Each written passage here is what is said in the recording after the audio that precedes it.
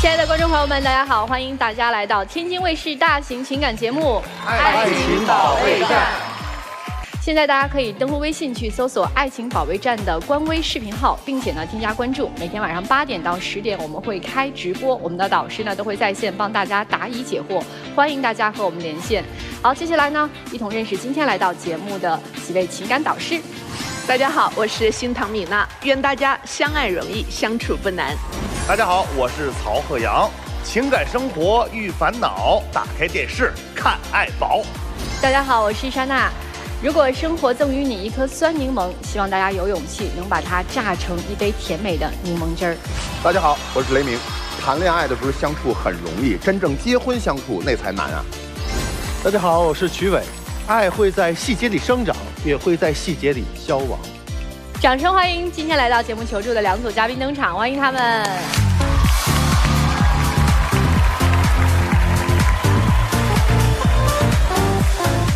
本期第一对情感嘉宾，吴先生25岁，来自吉林，快递员；程女士28岁，来自吉林，无业。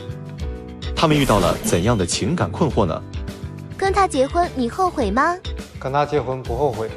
我后悔，我当时就是眼瞎，我跟他结婚我太后悔了。你觉得他对你好吗？他只顾着卡里的钱，根本不管我，对我一点也不好。他的心里只有他父母，他只对他父母和姐姐好，对他们比对我好太多了。你觉得你们的未来是什么样的？肯定要好好生活呀，毕竟认识这么多年了。他如果还这样不能改的话，我们之间根本不可能有未来。他如果继续还这样的话，这个日子我也没办法跟他过。为啥后悔结婚了呀？因为结婚之前吧，就是他父母有套拆迁房，当时说把这个拆迁房当做我们俩的婚房，当时婚房没下，我想着你说既然答应给我了，日子看好了，那就先结婚呗。那谁成想呢，就结婚了之后上2个月，婚房下来了。下来之后一点都没通知我，老两口偷摸住上去了。你说你家这做的啥事儿吧？当时也不是说不通知你，那我爸我妈都跟我说来的，跟我说的时候你在哪儿呢？你在外边跟闺蜜逛街呢，我就没来得及跟你说。后来就是因为工作的事情就给忘了，就忘跟你说了。啥意思？你们俩已经办完婚礼了是吗？对，婚礼也办完了，证也领了。然后你们2个人是先在外面租着房子呢是吧？对。然后这个房子下来了，父母就去住了。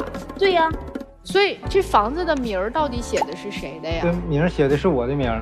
爸爸是怎么计划这事儿的呀？就只是暂时的住那儿，因为房子拆完之后他也没有那个以前的平房了嘛，就寻思暂时先让他住着，我俩这在外边也有地方住。如果你们住上这新房，那父母住哪儿啊？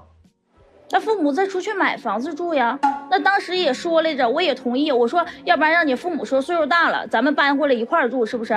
那他父母说跟年轻人合不来，怕跟我干仗，他们再出去买房子，结果没买。当时那不是因为结婚嘛，咱俩结婚，我父母也花了挺多钱了，手里没有余额钱，就再买房子。那寻思先有个房，先让他住着呗。咱俩立手立脚的，咱俩先在外边住着呗。那凭啥呢？那当时是不是答应给我的？是不是应该给我打声招呼？那你姐的儿子要结婚，用咱俩婚房，你父母咋答应了？咋痛快的就搬出去了呢？那不就明显拿我当外人，拿我当傻子耍呢吗？不是又倒了一手。对，当婚房是指住2天，办完婚礼就走，还是说就给他们住了？就是让他们住，不是住2天半。亲姐姐吗？对，亲姐姐。亲姐的儿子结婚。对，我大外甥结婚。也就是说，你爸妈把这房子给了外孙了，是吗？其实也不是给，那毕竟房子写的是我的名嘛。他结婚了没有房子，也挺磕碜的嘛，在家亲戚里边，完就暂时先让他先用着。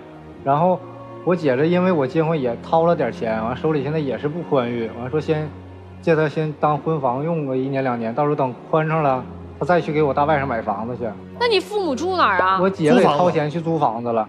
啊！你说导师，你听听这，我感觉说出都让人笑话。你说另外咋说呢？一房多用。对，你说这不就是拿我当傻子一样耍呢吗？另外的话，还有一件啥事儿呢？我是2婚，他是头婚，我有个儿子。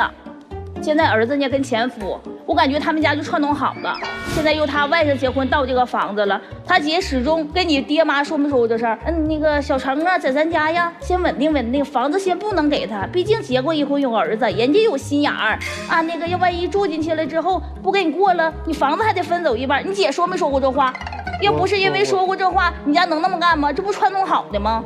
说过，那你说我姐和我爸那不也是为了我好吗？再说了，你说咱俩再过个半年1年的，咔一下离了，这房子你不还是得分走一半吗？啊，你姐对我有防备心，你现在也这么想的？你看着没有，都是他就这样。他永远就是说，不管出现啥事儿了，他姐只要一说，他爸妈一说，他七大姑八大姨上这掺和一脚，说的对，他们说的对。那我呢？你当时为啥娶我呀？你既然说已经娶我了，为什么你不去为我着想呢？现在这个房子是婚前的财产，是吧？对，你即使住进去了，这房子也属于婚前财产。老师，你误会了，我从来没想过分他房子，那是我结婚要给我的房子，为什么我不是第一位住进去呢？我现在我就是挺难受这个点，然后我跟他说，他不理解我，我就觉得他们现在没拿我当一家人。你有提过说这个房子要加上你的名儿吗？不需要。没提过是吧？对呀，我从来也没提过，我只想要的是啥？他有一次站在过我这边，那明明我感觉这件事我就是受了委屈啊。另外的话，我总跟他说，我就提这件事嘛，我说你是不是你们一家人拿我当外人，你也拿我当外人？他就说没有。我也没拿你当过外人呢，那我现在挣的钱不也全上交给你吗？都由你管，那一天就给我30块钱零花钱，那吃饭加上抽烟，你说这一30块钱他也不够干啥的，那平常喝口水都不舍得买，这买瓶水了之后吃饭都不够了，有多少回我是买个面包买个肠对付吃一口的？那过日子我不得精打细算吗？他干快递，在我们那边1个月最多就挣4000块钱，我一天给他30，他1个月开销就1000。我在家呢买菜吃饭啥的，我也得需要开销，我就得花1000，那2000块钱就干进去了，还就剩2000。这2000我不得精打细算细抠着吗？我就喜欢的东西，我跟我闺蜜啥出去的时候，我从来没张罗过，我只是回来跟她抱怨几句，但我从来没买过。你就不会说你再节省一点？你说我俩现在备孕呢，就是因为备孕没去工作嘛。天天就喝那个中药，需要调理身体，我这身体不算说那么好。然后他天天还抽烟，抽一盒烟18、9块钱的，你就不会不抽烟呢？哎，姑娘，就是备孕和工作这是2件事啊，你可以一边工作一边备孕，这完全不冲突啊。哎呀，老师，我跟你说实话吧，就是在我那边吧，我去找工作吧也挺费劲的，并且吧，那个我去看大夫的时候，大夫也跟我说了，我是那种就留不住孩子的那种体质，需要早睡早起的那种。早睡早起？那你这不是还没怀上呢吗？怀上了以后再不上班不就完了吗？那我就感觉我在家那边吧，我从来我也没干过活，没打过工，我就自己就是头2年创过业，但是失败了，完了就一直没出去打过工，也不想打工，在我家那边1个月就3000多块钱。我方便问你一下，你是上一段婚姻男方的经济基础比较好吗？你可以不去工作？不是啊，跟他们家经济基础差不多。那现在孩子跟着前任，你大概多久见一次孩子呢？我差不多就是1个月接那么一回，但是如果要是说这个月不太方便的话，就是手里钱不太余富的话，我就不接。他有跟你的孩子接触过吗？有。跟你的孩子关系怎么样？也就那样吧，我觉着。咋能也就那样呢？那你儿子每回来说买这买那的，我哪回没给他买呀？他每次来你们俩的家会住多长时间？一般在我这块待吧，也就待个3、5天。孩子今年多大了？我儿子今年8岁。这边的公公婆婆对于你的情况是接受的吧？接受的。当时就是我俩谈恋爱的时候，我也没有隐瞒，他也知道，他们家也知道。然后当时结婚的时候，他们家也是同意的。那现在倒好，那上个月我儿子要来，你为啥没让来呀？你说我儿子给我打电话说，妈呀，我想你了，我想去你那儿待待。我就想着我儿子来了之后吧，我给他买身好的衣裳，这顿好的，其他我啥要求没有，1800块钱的。当时确实是上个月开销的比较多，然后手里就没那么多，我就跟他说，我说你说这我老儿子说要来，我说你回家冲你爸你妈要去吧。你说也不多，1800块钱，又不是让你回家要1头8千的，咋就那么费劲？为啥不回去啊？那你说我都已经25、26了，都已经结婚了，那要没结婚回家要点也行。再说我爸挣钱他也不容易，都给我结婚了。再者说了，那之前来也不是没领他出去玩过，也花不少钱，那我都特意请假领你儿子出去玩的都。你还好意思说这话？那不还是因为你姐在你耳边说那些没有用的了吗？哎呀，说我是结过一婚的，有儿子，啥事防着我的，还让你把工资不交给我，有没有这事儿？有这事儿，确实是有。对他姐姐的意见这么大呀？要不是他姐在中间出这些主意、出这些道的话，至于说他父母现在也对我这样，他也对我这样吗？你觉得是姐姐出的主意？那肯定是。你跟他姐姐有什么正面的冲突，或者就是跟他姐姐有发生过什么争执吗？哎呀，有啊，过年嘛，这不是我们俩定好结婚嘛，想着去他们家去看看他父母去，然后吧，我提前半个月去给他父母买这个礼物，真的我老用心准备了。当时嘛，就是我闺蜜给她婆婆买了一个羊毛的那个围脖，当时人家我闺蜜就说她婆婆夸这围脖可好了，可保暖了，然后当时还给我闺蜜包了一个500块钱红包。我寻思那挺好的，你说老人岁数大了，东北那边冬天冷，我得买点实用的。我当时就给他爸买了一双防滑的那种棉鞋，我就给他妈就订了那羊毛围脖，当时店里都没有这个货，是从哈尔滨那边发过来的，当时邮费还多花了。我就兴高采烈的我拎他家去了，结果到他家咋的呢？他妈一带着围脖啊，又说这个围脖扎挺，就围着脖子刺挠，那纯羊毛的那不就扎挺吗？然后他姐在旁边还阴阳怪气，说我这东西，你说大过年的没过门的媳妇拎着这是啥呀？一点都上不了台面。我就觉着嘛，就是我这一片好心嘛，让他们一家当成驴肝肺了。他一在旁边一声不吱，就搁那杵着。你大姑姐当着你的面说这些话呀？对呀，我当时我就说，我说你知道买这东西多不容易似的，我说那我买回来了，我说你家不感谢就拉倒了，还在这挑我的理。我说另外我一个没过门儿媳妇，我买东西就是买了，我不买的话你还能挑出来我不的？我以后那我干脆不买了。完了他姐就说我跟他横了，跟他吵了。然后他姐就跟我吵起来了，结果人家跟他姐一条战线，说我你咋不说？你说大过年的谁家去串门去，或者是回家的话，不买点什么礼盒啊，买点什么螃蟹啥的，然后你拿那俩玩意儿，那怪我姐说你咋的？你是觉得他买少了，还是这2个礼物买的不合老人心意了？买的少。那如果说除了这个围脖跟这个防滑鞋，再搭2箱水果什么的，是不是？哎，大包小果拎一堆回去，是不是这就感觉好很多了？对呀，那街坊邻居看着他有点面儿啊。就是我那天我就是给我家搬过去，你瞅着吧，他姐吧也会挑这个刺儿，因为从始至终吧，他姐对我就有防备心，你知道吗？对，就没瞧得起我。挑你刺儿的时候，他全程都在场吗？在场啊。你都听见了是吧？所以我听见了。咱把这个姐姐对你好坏，还有父母都放在一边儿，你觉得你用一个旁观者的角度，你觉得你姐说你媳妇儿这个，你觉得你姐挑这个礼挑的对吗？我感觉挺对的。大过年的，没结婚的女朋友，过年上家去，咱甭管多少，但人家是份心意，买了2件礼物，你姐跟客人直接就说嘛，你买这个东西就不合适不好，你觉得这样对吗？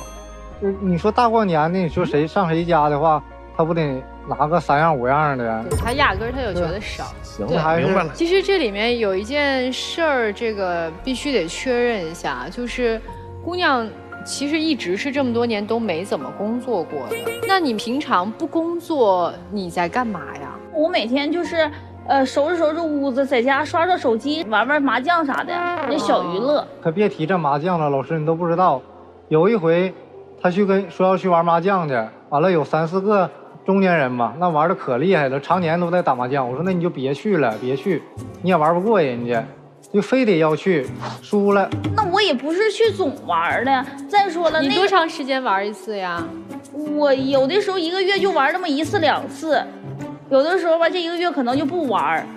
那次是因为啥？因为这个麻将馆吧是我闺蜜开的，然后吧她隔3差5就给我打电话说让我去捧捧场，凑个人啥的。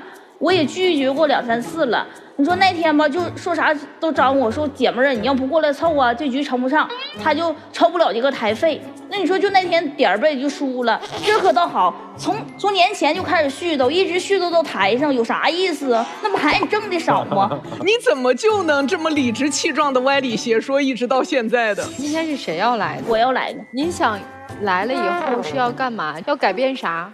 答应我的房现在没给我呢，我得上来我得要个说法啊。另外的话，你能不能别耳根子软了？你能不能像个男人一样，像个爷们儿一样啊？我已经结过一婚了，我上一个就是因为这家庭琐事分开的。那我这次想找的爷们儿就是啥呢？就是我对也是对，我不对也是对，你就得向着我，你就得惯着我。来，转过去看看他像吗？来，回答我这个问题，他像吗？我觉得他这样，他要听我话，肯定比现在强。哎，男生您有啥诉求吗？老师你也看到他这个脾气就比较直性的暴躁啥的。再一个也希望他能够就跟我家里边人啥的客气点，也能理解一下我家人吧。哎，那个房子现在是这样，当时彩礼给了多少钱？对，彩礼给了8万块钱。8万块钱啊，彩礼满意吗？挺满意的，当时也是我要的。哎，你都有8万块了，你儿子这几个月来怎么就已经没钱给了？买身衣服都没钱给，还得找公婆要啊？那是我的钱呢。你儿不是你的儿啊？对呀，我那个钱嘛，我给我父亲了。我们家我也是独生女，我那给我父亲的养老钱，当我父亲养老钱了。少扯吧！你结几次婚，彩礼都给爹几次啊？那要不你再离一个，再去结一个，再挣8万给爹嘛？我上一个结婚的那个创业不赔了吗？没有了，那钱赔了。行，反正今儿这个俩人来，这大概情况也听出来了。这个姑娘就是说耳根子别软啊，房咋着啊？给不给啊？对吧？哎，房要就这样不给你了，怎么办？日子还过吗？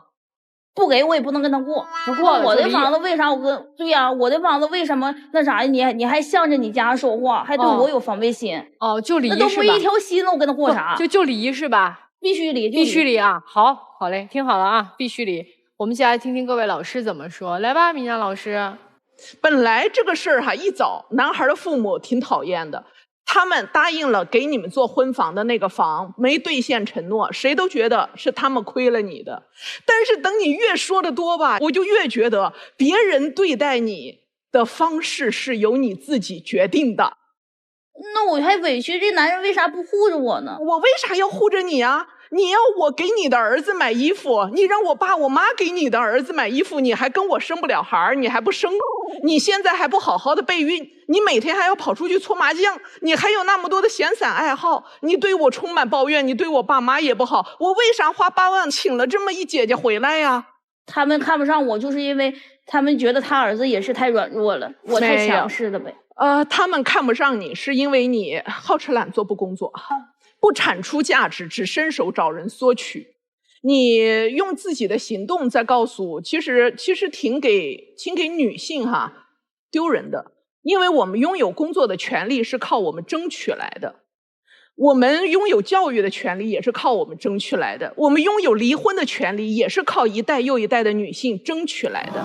可是我们前人争取的权利在你这里全部被滥用。你认为一个女人可以理直气壮的以爱为名，不工作，不产出任何价值，对家庭成员充满了各种索取不付出。你对第一段婚姻很草率，现在第2段婚姻又被你搞成这个样子，反思吧姑娘。我不说这个男生什么了，你没啥好说的，天知道你为什么爱他。你要的是一个兑现的一个过程跟结果，我说的没错吧？但是你想想，你嗓门越大，你越兑现不了，你太猛了。这一家子捆一块可能跟你吵架吵不赢，你告诉我人家凭什么给你兑现呀？人现在是你说了那都是当初答应我的，答应你对啊，你只是没住上而已，只是赔了现在的房租而已。但是房本写的是不是你老公的名，不是他姐的名吧？如果你俩有孩子了，哪怕你姐在那儿住着，最后这个房本他这儿是不是也是你们家孩子继承啊？所以我不知道你强调这个事儿为什么？你想过你跟他们家的关系并不融洽吗？我知道。你想要的东西你自己都已经争来了，只不过是你争来的，不是两家相处出来的。甚至在某些程度把你老公架在火上了，想往下过，想一想怎么处理这个关系，怎么去婉转的去调和一下，这么干下去日子过不长。亲爱的，我特别想让你好好看看自己的条件，你没有任何工作的能力。我也不是不去工作，我就不喜欢工作。对，没有工作的能力是一方面，如果我有这个情感的态度也可以，但你没有。所以4个字儿：坐享其成。觉得别人对你什么都是应该的，让人觉得你特别的不堪。你连你自己的儿子你都养活不了，把所有的全部转嫁到他的身上。儿子来不了是因为他不给你钱，他不能挣，他不能像别的男人一样。请问你儿子跟他有半毛钱关系吗？所以你如果不靠自己，你如果不让自己变得稍微有点价值的话，你这个日子也很快过不下去了，你都不用备孕了，亲爱的。你备孕的话，你会再次祸害另一个孩子，因为这段婚姻，你的那个大姑姐、你的婆婆已经看清楚你是什么人了，他们一定会让他防着你的，因为你什么都是理所应当的。你的儿子，你居然让他去管他爸他妈要钱，你想什么呢？他没有这个义务，不是你嫁给谁了就得靠哪个男人养，你靠人家养，人家是你的甲方吧？人家是你的甲方，你怎么还得管着甲方呢？哪有这道理啊？你们家全家还都得听我的。我说那个话的时候有点伤你，我说你什么条件？但是这是个不争的事实，人家是头婚，所以知足，这是第一点。第二点，你必须得工作，就这样。就是工作这事儿，工不工作这是一习惯，有些人习惯了不工作，你让他工作这很难的。您是20岁就当妈了？啊，对。然后一直到今天就没工作过是吧？对，没工作过。也就是说，如果说你的丈夫，也就是咱们这个小吴真要是有一天得个病什么的，这个月我没法出车了，那这月咱家就没经济来源是吗？那不会，那我也是会想办法去赚钱养家的。想什么办法不工作能赚钱？您教教我。那就自己出去找班上呗。哦，也就是说，如果肚子饿了能工作是吧？对呀，那逼到份上也不能说俩人坐那喝西北风，饿等死儿啊。啊，就是，那我就奇了怪了，咱们家孩子来现任老公的家的时候，咱不能平时工作，然后给咱们那儿子买点东西吗？也能。我跟你讲啊，特别聪明的一方法，我知道你想要什么。我要是你的话，我一定让小吴每天云里雾里的特别开心。我一定让他看见我忍辱负重，哪怕我不工作不赚钱，我也得懂事儿，我也得乖，明白吗？明白了。我问一下小吴，老师你说，你爱他什么呀？我想。对，您告诉我，您爱旁边的这位程女士，您爱她什么？就是其实也挺喜欢她这个性格的。什么性格？就挺直爽的，大大咧咧的。但是结婚前她也不这样了，没想这么多问题。那结婚以后看清楚是这样了。我问的是今天你爱她吗？有一点不爱。有一点不爱了是吗？知道你失败在哪儿了吗，程女士？不知道。他现在已经没那么爱你了。不管你想从这个婚姻里得到什么，您现在做的有点失败。你听见了吗？他以前敢说他有点不爱你了吗？没说过，从来没敢过。今天你听见了，他现在刚才告诉我，他已经有点不爱你了。所以现在咱们还有机会，咱们一定努力做那个可爱的妻子，好吗？得嘞。我接着雷老师的说，咱们做可爱之前，咱得先做到值得对方爱你。你刚才说到点儿上了，你说他的父母啊，包括他们家里人啊，是嫌弃你的。我甚至于认为他们一而再再而三这么做的过分，这是干嘛呢？逼着我离开。是的，人家想用房子逼你走，你在乎这个才能成为你走的原因。你现在做到不在乎，那不是我的。他随时可以说不爱你，随时就可以不养你，随时可以把工资收回来，对吗？对。你随时都会到在边缘被人家抛弃。所以我们先怎么样？打理好自己的内心状态。我有自己挣钱的能力，我有自己不向你要的尊严。想让别人尊重，咱先做出值得别人尊重的事儿来，对吗？对，加油吧，姑娘，就这样。接下来就你们2个人坐那儿想一想刚才老师们说的话，好不好？也歇一会儿，我们跟第2组嘉宾交换一下位置，请2组嘉宾交换位置。本期第2对情感嘉宾，王先生54岁，来自吉林，个体；王女士43岁，来自吉林，前台经理。他们遇到了怎样的感情问题呢？在感情中，他是怎样一个人？她就是一个养尊处优的公主，只知道管我要钱。他就是一个爱画饼的渣男。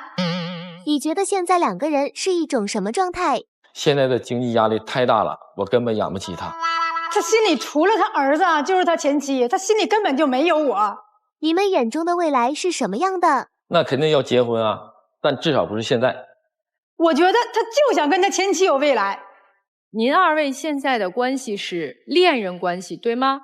是恋人关系，但是也是就是居住在一起嘛。居住在一起已经快5年了，不是没有领那个结婚证吗？没有领证。对，你们2个人都有前面的自己的那一段婚姻是吗？都有过一段就是非常失败的婚姻。那么再次走在一起的时候，你们对于婚姻的态度是什么样的？我是奔着结婚去的，如果不结婚的话，我也不能找一个。您看出来他比我大，他今年50多了，我43岁。我那时候离婚的时候，我领着我姑娘，3岁，在外面，就是我那时候刚开始出来是饭店的那个服务员，然后就觉得说我一个人领着孩子挺不容易的，然后就是想给他找一个好点的幼儿园，这样的，然后就是通过朋友介绍就去了他们家，这样就认识了。我目前经营一家幼儿园。然后后来吧，就是因为我的工作原因，就是很忙嘛。我们做酒店前台的，就是上1天1宿，歇1天1宿，平常就很少有时间去照顾我们家小宝嘛。所以在他那块可能他就照顾的就多一些。然后有一天就是在那磕着了，小孩嘛玩闹磕着了，然后我工作原因出不来，他就给送到了医院，在那照顾了1宿。等我第2天早上下班再去的时候啊，小孩就是在那睡得很安详，然后我看他那眼睛都熬红了。当时我就觉得，哎，这个男的真的挺好的。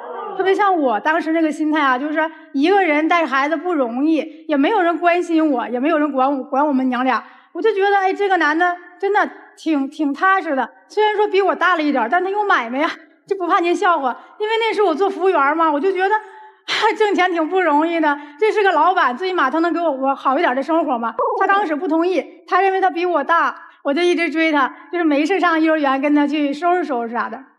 然后通过了解，我就知道他那时候是跟他儿子还有他母亲生活在一起，他也是离婚的。哎，我觉得真的挺合适，挺好的。这样就是女追男的好追嘛，就几次嘛约会啥的，然后他就同意跟我在一起。当然他也说呀，那个要给我未来呀，要领证啥的，但不是现在，要等条件好一好，就这样的。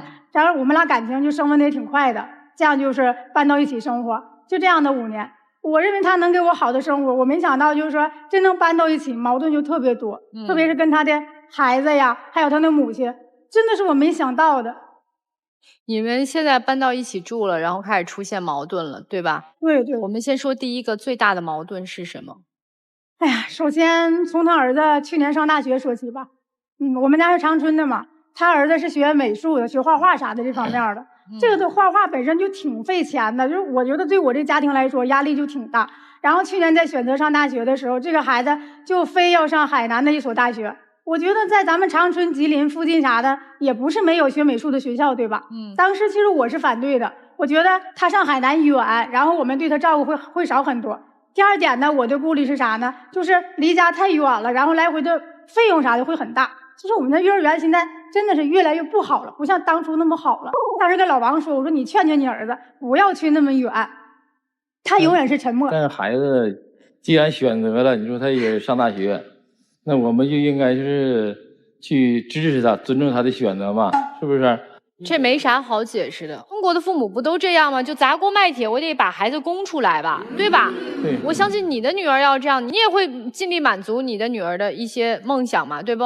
可能我是一个过日子型的女人吧，也是说从小就是我们家生活条件一般，我就觉得很多事儿就应该以咱们的经济为基础，消费咱们能消费得起的东西，是这样的。所以说老王每一次都是说沉默，然后呢按照他们家人的那个做法去做。其实现在您这身份干预这件事情是有点尴尬。对呀，对，您也不是他老婆，也不是他妻子，对吧？对，但是我们已经在一起生活了呀。在一起生活也只是男女朋友啊。孩子画的怎么样？还行，还行是吧？你觉得给他投入到这个行业里边，让他去学习，你觉得值吗？我觉得值，那就行了，那还说什么呀，对吧？因为毕竟吧，我儿子跟着我，10多年就没有母亲，就我自己带。我觉得孩子缺少母爱。他对您儿子咋样？还行。姑娘多大？今年9岁了。他对姑娘怎么样啊？怎么说呢？这就我女儿平常的衣食住行啥的也在他这儿，但是我女儿就是说，可能报个2课，她都会认为不行。你为啥花那么多钱呢？那么小，你花那钱干啥呀？但是他给他姑娘吧报2课吧，不是说报1科2科，而是所有学校有的2课他都想报，都想去尝试，他都想报那种1对1老师的那种2课，那1节课就200。对于我们这个家庭吧，那么报吧，实在是有点承受不起，就是。你看你这不是也是对自己的孩子倾其所有吗？那我孩子没花那么多呀，是吧？不是，稍等，这个上课这钱是您出还是让老王出？一样的，我在这生活，我的工资也花到这个家里边了。就那个时候是我工资没有了，然后管他要200，他没给我。然后呢，不光这个事儿，过不几天，也就1周左右吧，是不是啊？我就发现那啥，他给他儿子买个18000的电脑。而且您知道吗，老师，去年上大学走的时候就买了个8000的，哪有今年1年就换个18000的呢？这事儿他儿子就说过好多次要换，我就不同意。后来我翻他手机，我发现了，哎呀，给他儿子转18000。这是亲儿子和亲爹呀。咱家闺女就是200块钱一节1对1的班，找亲爹要啊。我的工资都花在这儿了，那又不可能说我上个课啥的，我就管人要去，因为我孩子的亲爹1个月也给我1000呢。稍等，你说您的钱都花在家用上了？对呀。那个老王的钱花在哪儿？在幼儿园吗？运转吗？一直在什么扩建啥的？家用也用。哎，你每个月会给人家家用补贴一点吗？补贴啊，因为家就是在我们家呀。投入是多少？花多少都？咱说个比例吧，谁70%？差不多吧。这边30%，差不多。这得问王女士。老王是投入的多，对70%，是这样了，王女士。差不多吧，那我1个月就挣几千嘛，也基本都花这儿了，我也剩不下啥玩意儿。王先生，您觉得这个王女士是个过日子的人吗？她一直刚才说她自己是过日子的人。他生活当中有没有什么行为是您不满意的？开始吧，我们俩刚接触的时候还挺好的，确实是，但是后期吧，就跟以前不咋太一样了，就特别今年过完年，就是不怎么爱回家，有些时候吧，就是明明是休班的时候，也出去，出去跟闺蜜出去逛街啦，做美甲啦，或者是吃点饭啦。那我因为啥不爱回家？你咋不说呢？不是在你这家我待着不开心吗？有啥不开心的？是不是？不开心可以沟通嘛，对吧？有啥不开心的？这家里怎么让你不开心了？那你看他所有的事都像他儿子，像他妈，那我能开心吗？而且我工作压力也挺大的，那我觉得我休班出去溜达玩玩也正常啊。那您出去溜达的时候，女儿谁看呀？女儿上学呗，上学回来就在家了呗。在家里面谁管呢？谁陪她呀？他母亲呀。哦，他妈妈帮你带孩子啊？那不挺正常的吗？哎呦呵，这哪儿正常了？我们在一起生活，他不带谁带呀？那我也不能。他妈妈凭什么帮你带孩子呀？他不帮我带，谁帮我带？这不正常？我们是生活在一起的呀。老王今年多大岁数？54。老王的妈妈多大岁数？78。你让78岁帮你带9岁的女儿，那有啥呀？我姑娘挺听话的，回来就在那写作业或者是玩。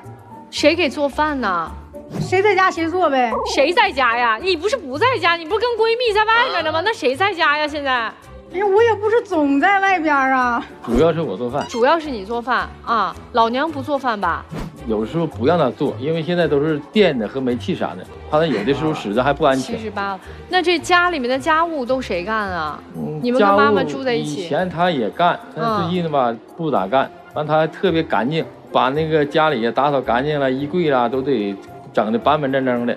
完他自己有时候他还不去做，就得说要求我来做。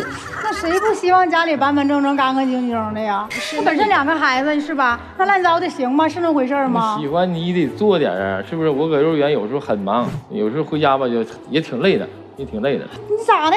我溜达也好，玩也好，我也没耽误家里啥事儿啊。我该整啥不都整啥了吗？怎么没耽误啊？你说有一次我母亲就有病了，我园里出不去，因为园里没孩子，还有孩子。完了，我给他打电话，他不接，我妈自己呀，打车去到医院，自己到那个找大夫看完了，打点滴。等我就是园这块忙完了，我紧忙就去了。到我母亲1天也没吃饭，完身边还没有人。当时吧，我心里就挺不舒服，因为再没有别人了，我儿子还没在家，完我就给他打电话，他说搁外边溜达。那你妈那大岁数，今儿这疼明儿那儿疼的，那我天天搁家看着她呀。那我除了工作那么累，那我不能歇歇啊？你休息也行啊。那天天住院，我天天上医院看着她去呗，我自己一点业余生活都没有了呗。你有业余生活也行啊，但是有时候溜达完了还喝酒，一喝还好多。1周喝几天呀？一喝我得最起码得3次到4次。在外面喝还是在家里喝？外边。跟谁喝呀？她跟她闺蜜、客户啊、朋友。不就是放松吗？那天天家里边回家，他不是向他儿子就向着他妈，那谁向着我了？我出去向着放松咋的了？那也没有啥事儿啊。你出去放松喝酒，78岁的老人在帮你带9岁的女儿，放松一个也一喝多了，喝多有时候回来还吐完了还得我给他收拾。那你不收拾谁收拾啊？你不答应我你照顾我吗？要不我找你干啥呀？照顾你，你说。哎呀，喝多还有病上医院了，检查完了，人大夫就不让他喝酒，不让喝酒啊，有时候他还喝。酒品咋样呀？回来闹腾吗？不太好，有一回回来，吵吵嚷，得有11点多吧到家，给我母亲吵醒了。我母亲呢，较轻嘛，到岁数起来了，就是说跟他说了，说是以后少喝点酒，那个早点回来，因为毕竟还有孩子，还需要休息。他也不高兴，跟我母亲吵起来了，还跟你母亲吵呀？78岁了，跟我母亲吵起来了。完，我当时也挺生气，我说你他这么大岁数哈，你别跟他俩吵，你有啥事跟我俩那个说，我跟那个老人说啊，沟通一下子。你能沟通啥呀，老王？哪次事你不用沉默给我解决的呀？再说你妈咋对我那是啊？拿我当儿媳妇看了吗？啊，天天我使个水也不行，使个电也不行。反正买个快递啥的都不行，那都是事儿，哪有这么对儿媳妇的呀？你不是儿媳妇啊？那我是啥呀？在他家这5年呀？你是个女朋友，朋友。你不是儿媳妇。哎妈，你是个外人，人家是一家子，你啥都不是。我啥都不是，我啥都不是，你花我钱干啥呀？你把我那么多钱都给我花了。花你钱，我不当初也说还你吗？那你没办法，当时不是。花啥钱了？等会儿。前年他那个幼儿园说需要那个扩建，然后那个手里没有钱，不够用了，我给他拿10万。你问有没有这事儿？有这事儿，不是不够用，而是我手里钱吧，当时也周转不开了，不够了。我说你先借我点，完那个给幼儿园扩建一下子，还对于招生不还有好处吗？我说挣钱就还你了吗？你说的可好听了，每一次你挣完钱呢，不都给你儿子花了吗？你哪次给我了？你说这上大学有什么办法呀？那你还能不让孩子上学吗？对不对呀？哎，你现在借了他多少钱？10万。那是前年拿10万，然后去年又拿个8万，拿了18万一共。对，一共是。打借条了吗？没有借条，因为我拿他当爱人看的。我像刚才您说我啥也不是，我就很委屈，你知道吗？我是拿他当老公当爱人看的。虽然我们俩没领那个结婚证，但是我确实也是那么做的呀。这18万是我所有的积蓄啊！你借了他18万，为什么不打借条？那我没想那么多呀，老师。什么时候还人家18万？有钱你就马上就还。什么时候能有钱？我们现在你借钱总得有个期限吧？一切都没有，老师。所以要他做呀，要写下来呀，这个事儿。这儿都能录下来。你让老王现在给你承诺每个月还你多少？对，我现在老师，我们算多长时间能还清？一共借了18万嘛，来，你每个月还多少？我给你算，还几年能还清？还3年吧。1个月5000。5000，对，每个月要还人家5000块钱，能做到吗？尽力吧，别尽力，别借的时候没这么说啊。他根本做不到，老师，因为前段时间我都发现了，我们幼儿园账户没有钱了。我上幼儿园一查，账户上半年前吧缺了8万块钱，然后我就不对劲儿，这8万块钱不像小数目啊。我一问他，今天借张条，明天借李四，跟我撒谎。我就上那个银行嘛去调那个转款记录，我一调长春人民医院。那我就寻思，我婆婆在家好好躺着呢，你给谁转了是吧？你看那名字，是他前妻。所以小片儿里面会说到那句说，你觉得他只想跟前妻有未来。前妻咋的了？白血病。白血病，现在在医院的是吗？以前我们不联系，因为毕竟离婚了嘛。有一次我儿子给我打电话，说爸，你手有没钱？我说咋的了儿子？他说我妈有病。那个他自己吧，钱吧，手里也没多少，说你看能不能给他拿点钱？我妈现在暂时挺严重的。完我说得多少钱？我儿子说应该现在差8万块钱。哎，完真的我就是背着他，给他转了8万块钱，让他先紧急治疗一下子。所以相当于这8万是不是你女朋友借给你的18万里的8万？那个不是，那个我已经装修用完的了。装修用完了，就攒出来的，一点就是幼儿园的盈利，相当于对吧？对，攒出准备还他也是给了前妻，这个钱其实相当于就是给了。那当时你也没跟我商量过这事儿啊？这事儿商量你会同意吗？那我同不同意我不也得有知情权吗？如果说你会同意吗？如果说我没给他拿这18万，可能我没有这个权利，对吧？那你这不等于拿着我的钱给他治这病吗？那我是个啥呢？我就感觉我特别傻，现在啊，真的。为什么我最近这么不回家？我压力大呀。他所有的爱都给他前妻了，是吧？给他儿子了，他不就给了8万吗？什么叫所有的爱都给了前妻了？可不光钱这事儿，老师啊，就自从我发现这事之后啊，他基本上就不咋回家了，就是在医院的时候比较多，去照顾他。然后呢，有的时候还回来给人炖个什么营养汤。你们看我都瘦成啥样了，为这个家，那我不努力不辛苦吗？这5年，对吧？我也一直在努力，你咋不给我炖点汤呢？你说他都病那样，你去跟他去计较啥呀？是不是？你瘦成这样不是喝酒喝的吗？你瘦成这样不是喝酒天天醉，一醉就吐搞的吗？人家喝酒都胖，我是为了工作，老师，为啥我这么努力？刚才跟您说，我是从那个服务员开始干起的，短短的5年，我干成经理，那我也不容易呀。那我那些 VIP 客户啥的，那我不都是这么一点点培养起来的吗？哎，所以是老王现在每天是去照顾前妻，也不是每天，也偶尔去。偶尔去，然后呢，有时候还在幼儿园。他现在不愿意面对我，因为他还不上我这个钱，就是这样的。他这个人平常就是，要不然就冷暴力，不跟你说话，那你也不能总用这沉默去对待我呀，对吧？你不得给我个说法，给我个交代吗？再说你现在天天还小心眼儿啊，你这闺蜜不能处啊，你那朋友不能交，那咋的呀？我小心眼儿，你说我本来就比你大，我又有那种自卑感，还不放心你。你再说你那些闺蜜，你都说。她那些闺蜜吧，有的根本就不工作，她总跟他们在一起，时间长了，是不是人就都会变的嘛？我不害怕你变心吗？不是？那不只是你害怕吗？你抓住我啥了？咱俩在一起5年了，你抓住我啥了？我那手机是不是扔这你随便看呢？再说我闺蜜，你说人家工不工作，人家换不换男朋友，跟你有啥关系？你不得看我是啥人吗？我这5年咋对你的吗？哎，老王，我问你一下啊，你现在是想跟他分开吗？不想。你想娶她吗？想娶她。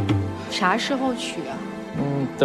再等个1年2年吧，得条件稍稍不得等把你钱还清楚再娶？对，得给他还了，还得给他一个圆满的婚礼，还得。这得等到啥时候啊？不是，你为啥要娶她呀？他对你妈也不好，对你儿子也不好。对呀。你妈还得给她女儿当保姆，你为啥要娶啊？她刚刚说的那话是你妈年纪大了，以后没事就生病，我可不能老往医院跑。这明摆着的就是我肯定老了我是不养的，你娶她干啥？她有时候也不那样，有些时候也挺好的还。之前我不是说在家里啥也不做的，但是后来随着我工作越来越忙，然后家里压力大，我就不愿意回去。那有一天我一个男客户，就是我做这个，您应该都能理解哈，就是那 VIP 客户人在我这可能有一次存钱就是存个10万8万的那种 VIP 客户，然后他在我们酒店如果开房的情况下，那在我这存的钱他不找我找谁呢？他不会认为我在不在工作岗位上。那有一天我一个 VIP 男士打电话就让我给订个房间，然后呢那是4880的房，在我们长春那也是高消费了，对吧？然后人家说我今天吧接待的就是一个非常高端的一个客户，然后屋里要求一些细节，吃饭啥的让我给安排一下。当时我看着这电话，老王睡着了，那我当然要上客厅去接，对不对？等我接完电话，20多分钟安排完回去之后，不高兴了，嘎一扭身掉那边去了，我咋跟他解释都不听。所以现在你们2个人的感情是危机重重啊。对。所以第一点是2个人，这个老王本身对你不信任。对。然后第2点是老王现在还得顾着前妻，对、对吧？然后这事儿也没跟你说。就是前妻的这个事儿也没跟你打招呼。第3就是你们2个人感情当中很大的一部分就是你心态的不平衡，因为你觉得他对你的女儿和他的儿子是区别对待的。对。然后第4是你还现在是他的债主，这关系太乱了啊，对吧？你今天来我们节目是想要解决什么问题？我今天来就是想啥呢？你合适跟他在一起，你把钱还我是吧？你合适跟我在一起，你跟他划清界限，你可偶尔去看他，但是我不允许你跟他再有任何的就是钱财方面的来往。对，那样我受不了。这是你今天的诉求，让他进行选择的，对吧？对。来，老王，你有什么诉求吗？我的诉求吧，就希望他吧能多理解我一点，能给我一点时间，我去把那个他欠他的钱还上，再给他一个满意的婚礼，这是我的想法。他要给你满意的婚礼，你还嫁吗？那我得等到啥时候，老师？就现在这情况，就是他有一天他会给你一个满意的婚礼，你还想嫁吗？我累了。答案明确了，接下来咱们听老师们怎么说。好了，我真是听不下去，我中间一度我觉得我这个心都已经不行了。然后就很纳闷哈，就是前半节思考的就是为啥他要跟你在一起，你把他妈都虐成这样了。然后等到后半节的时候，这个气儿稍微平了点儿，因为我发现了，就是你身边的男士在扮猪吃老虎，从他这儿把他所有的存的钱都给弄走了。你供好了你的儿子，弄好了你的幼儿园，照顾好了你的妈，照顾好了你的前妻，现在这个女人落下了一堆的不是1不打扫卫生，不是2在外喝酒，不是3自己不带孩子让你妈带孩子，不是4现在还嫌你跟前妻在一起，对吧？你扮猪吃老虎，吃干抹净之后，把他泼了一盆脏水之后，你不就走了吗？所以现在这个问题我得问回到你了，这种男人你为啥还要嫁？这种男人你为啥还要给他机会？你为啥还要问自己，我该不该让他把这个事儿跟前妻做个了断，我好考虑跟不跟他？你不就是直接应该不跟吗？我就觉得我们俩在一起这几年吧，就是老王没有这些个事儿之前对我还真是挺好的。但说实话，他虽然比我大，但是在生活方面对我照顾还是挺多的，这也是我有点不舍的一个原因。所以今天我想给他个机会问问他嘛。但是通过刚才他这么一说，我确实挺心凉的，我不想再给他机会了。这个一般重组家庭啊，问题都很多。确实2个人经历过上一段婚姻之后，可能对各自的未来可能更清醒。而且刚才米娜老师连着问了好几个，为啥还要嫁他？为啥自己选的？为啥？你等于提前预设我就是他媳妇儿，我不是他女朋友，你才会遭遇这些。那我就拿他当老公看了呀，要不然我也不能给他拿钱呢。好，现在又说回来一个问题，那为什么拿他当老公不领证？他不领的呀，他一直他不领证，你为什么还要跟他过？我不知道你图啥。你现在等于是朋友借了他18万。不是夫妻之间赚了18万的钱，不是，人家对你姑娘没有任何义务，你对他儿子也没有义务，所以我说呀，你们俩人不合适，你要的他给不了，他要的你也给不了，再等2年，老王啊54，再等2年56，干脆听我的，直接办60大寿。对，真的。人家凭什么？你已经比人大了，凭什么陪你等这么多年呀？是吧？咱就不要画饼了，能过就过，过不了赶紧放人走吧。行，我说完了。我是觉得没必要继续，因为一旦看清一个人的真心的时候，一旦这个梦醒了，一旦这个梦境被戳破了之后，你再让他继续装睡，他睡不了。他无法装睡的同时，老王也会有各种各样的不满意，接下来就是无尽的内耗，无尽的争斗，无尽的争吵，谁看谁都不顺眼。所以我觉得打住在这儿，把借条打好，什么时候还，大家各自安好，别再相互折磨了。因为我就提醒你一点，王女士，接下去你将要面对他的儿子要结婚、娶媳妇儿、买房子等等一系列的事儿，所有的，他年纪也慢慢大了，以后靠谁呀？找一小媳妇儿，你以为就这2年高兴呢？以后老了谁的事儿啊？我听懂了。钱用完了，情榨完了，他去管前妻了，这一大堆烂摊子后面你承担。咱们得明白一件事儿，如果还想把账算清楚，就别掺着感情。今天不是说要把那个欠条写好吗？是欠了18万是吧，老王？对。然后呢，你刚才也说了1个月还5000，但是这里面也没算利息，您也不愿意跟他要利息吧？对啊。但是接下来你记着，就是刚才说，生活负担接下来是有的。他的儿子对他特别重要，然后他的前妻，他的妈妈，他能痛痛快快还的概率高吗？您觉着？不高。所以真是，一个是赶紧分开，自己给自己租一个房子。哎，你怎么能借？你怎么能借这母女俩的钱呢？当时也是实在倒不开了，他倒不开，那幼儿园不干了呗，这账你哪能欠啊？一定会还的。我提醒你啊，今天一定要把欠条拿到，不行的时候该起诉起诉。老王想过跟他分开吗？说心里话，不想。不是因为说一分开就得把这18万得清算，不是，与钱没关系。你向银行贷过款？没有。为什么？当时没想那么多。那你现在就可以还他那钱。你那幼儿园是可以评估一下，时候抵押出去。可以带来钱还他钱。回家看看。如果你真想还他的钱的话，有的是办法，对吗？知道。当你自己也是负债的时候，前期那边你自然就会衡量我能出多大的力。千万不要说我们开始一直在说这个女生没有摆正位置，其实您何尝又不是没摆正位置？对，你在钱的时候，你把他的钱也算进来了，但是当情的时候，你分的是清清楚楚。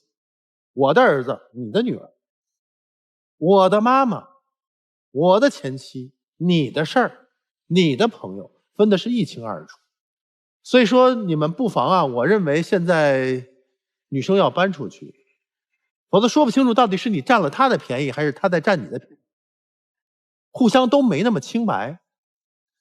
关键是说现在你们之间还有多少情分在。女生曾经抱着一个蛮理想的这种憧憬进到这个家庭的，你把自己的角色一下就混乱了。所以说我跟几位老师的意见是一样的，尽快搬出来吧。接下来请我们2组嘉宾回到门后，考虑一下是否要出来，好吧？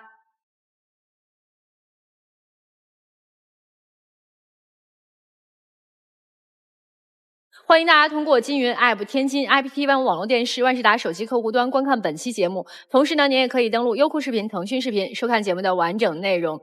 登录微信搜索“爱情保卫战”官微视频号，并且添加关注。每天晚上8点到10点，我们都会开直播，我们的导师都会在线帮您答疑解惑，欢迎大家和我们连线。好啦，我们看第一组嘉宾他们会不会选择出来啊？来，3、2、1，请开门。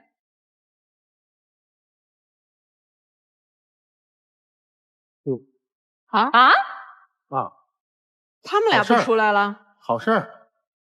他俩好事儿，还真是。以为有缓儿，其实没缓儿。早就已经到那一步了。是这女的想明白了，还是男的想明白了？我觉得是女的想明白了。女的可能还是坚持房子你不弄回来，我不跟你过。对，没错没错。那接下来我们要来看看第2组嘉宾他们的选择了啊。那有情感困惑想要来到我们爱情保卫战节目的朋友们，跟我们联系的方式非常的简单啊。大家呢可以登录微信去搜索爱情保卫战官微的视频号、公众号和我们取得联系。无论您在哪个平台联系我们，记着我们不收取任何的报名费，小心被骗。好啦，我们看他们俩会不会出来呢？哎呀，应该不会。开门吧。这话都说的这么清楚。